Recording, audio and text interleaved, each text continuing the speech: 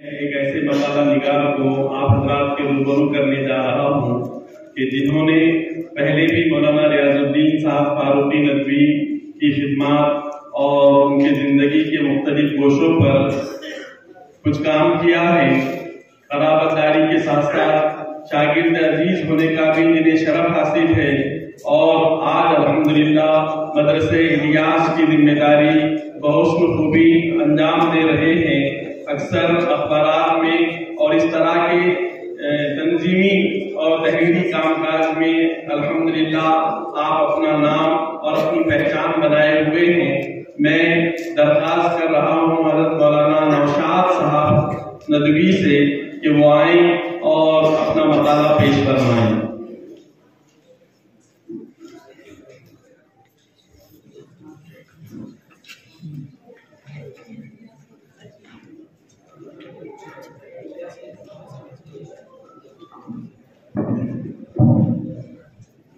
السلام علیکم ورحمۃ اللہ وبرکاتہ۔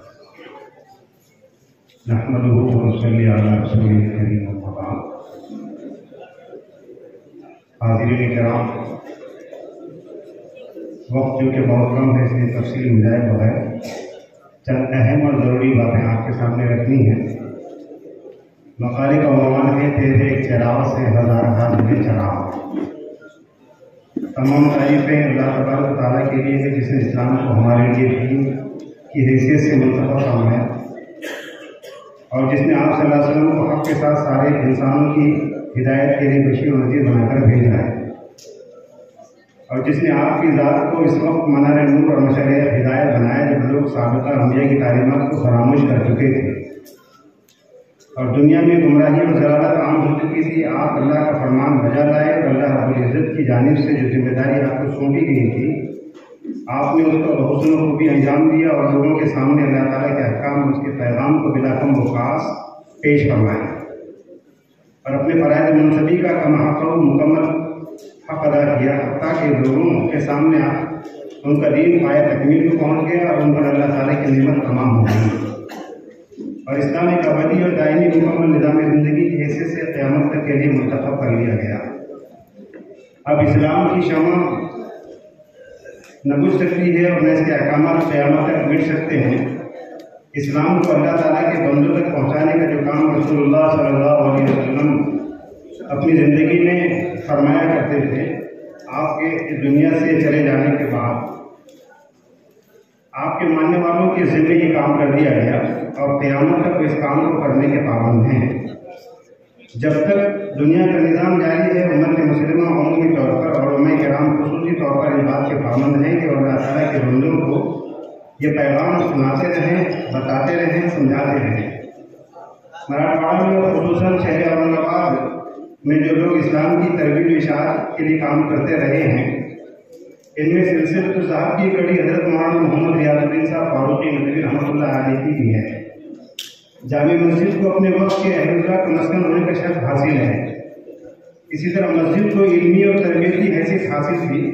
جہاں قرآن حدیث اور فقہ کی تعلیم دی جاتی تھی۔ امتداد زمانے کے ساتھ یہ حیثیت مفقود ہوتی چلی گئی۔ اسے پھر سے اس کے مقصد عظیم اور تعمیر کے مقصد کی طرف لوٹانے کے لیے اللہ تعالیٰ نے مرد قلندر حضرت سید خان صاحب رحمۃ اللہ علیہ کو کھڑا کیا۔ آپ کے سر پر دو چیزوں کا سودا سمایا ہوا تھا، ایک آیت تبلیغ کی توسیع اور دوسرے مدرسے کاشف العلوم کا قیام، اور اس کے مقاصد کو بحسن خوبی انجام دینے کے لیے آپ کی نگاہ میں ایک ایسے شخص کی تلاش تھی جو اس کا ہر اعتبار سے اہل ہو۔ حضرت سید خان صاحب رحمۃ اللہ علیہ نے مولانا محمد ریاض الدین صاحب فاروقی ندوی کو اس کام کے لیے چن لیا۔ آپ کو ندوہ سے فارغ ہونے کے بعد ہی مدرسے کاشف العلوم کی ذمہ میں قیادت آپ کے حوالے کر دی۔ آپ نے مدرسے کو جامعہ بنانے کے لیے اپنی تمام صلاحیتوں کو بروئے کار لایا اور اس کا استعمال کیا، جس کے باعث جامعہ ایک تناور درخت بن چکا ہے، جس کی شاخیں 200 سے زائد ہیں، جو مراٹھواڑہ بھر میں پھیلی ہوئی ہیں، اور مسلم طالبات کے شہر اورنگ آباد میں جامع الطیبات کے نام سے کئی ادارے قائم فرمائے ہیں، اور اب جامعہ اسلامی کاشف العلوم سے فارغ طلبہ خود ہی اپنے دینی مدارس کا قیام عمل میں لا رہے ہیں، لوگ علمی شخصیتوں کے بارے میں ان کے تخلیقات اور تصنیفات کو دیکھتے ہیں۔ مولانا محمد ریاض الدین صاحب فاروقی ندوی نے ایسے افراد تیار فرمائے ہیں جن میں بعض ایسے ہیں جو خود تحریر نہیں بلکہ عملی کتاب کی حیثیت رکھتے ہیں۔ جو بھی آپ کے فیض سے مستفید ہوا وہ کندن بن گیا۔ مدرسہ ریاض جس کے آپ بانی ہیں، جس کو آپ نے آج سے 31 سال پہلے قائم فرمایا تھا، آپ کے اخلاص کا ثمرہ ہے کہ یہ مدرسہ روز افزوں ترقی کے راہ پر رواں دواں ہے۔ مدرسے کی ترقی اور تعلیمی حالت کو بہتر بنانے کے لیے آپ ہمیشہ رہنمائی فرماتے رہتے تھے۔ جب بھی حافظ کسی پروگرام کے سلسلے میں تفصیل آپ کے سامنے رکھتا، آپ اس کو بہتر سے بہتر بنانے کی طرف توجہ دلاتے اور طلبہ کی تربیت کے لیے اچھے سے اچھا انداز اختیار کرنے کی تاکید فرماتے۔ آپ ہمیشہ یہ فرماتے کہ جس کام کی ذمہ داری قبول کرو اسے امانت سمجھو، اور امانت کا حق یہ ہے کہ حسب امکان اس کو بخوبی خوبی انجام دینے کی کوشش کرو۔ یہ بھی فرماتے تھے کہ ہمیں اپنی زندگی میں دو نمایاں باتوں پر توجہ دینی چاہیے،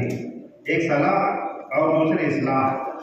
یعنی خود اپنی زندگی میں اسلام کے احکام نافذ کرنا اور دوسروں کو اس کی دعوت دینا۔ آپ ہمیشہ اس بات پر توجہ دلایا کرتے تھے کہ موجودہ حالات میں مادی وسائل کی کمی اور دنیا کی چمک سے دینی علوم کے طلبہ و اساتذہ کو احساس کمتری سے باہر نکالو،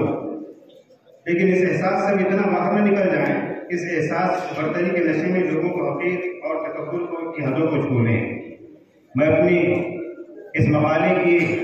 گفتگو کو یہی پر ختم کرتا ہوں اور آخری دو لائنوں کو آپ کے سامنے بطور خاص نوٹ کرتا ہوں کہ مولانا کی شخصیت کے متعلق مزید معلومات کے لیے ناچیز کی کتاب بنام حضرت مولانا محمد ریاض الدین صاحب فاروقی ندوی رحمۃ اللہ علیہ شخصیت اور خدمات سے استفادہ کیا جا سکتا ہے۔ والسلام علیکم ورحمۃ اللہ وبرکاتہ۔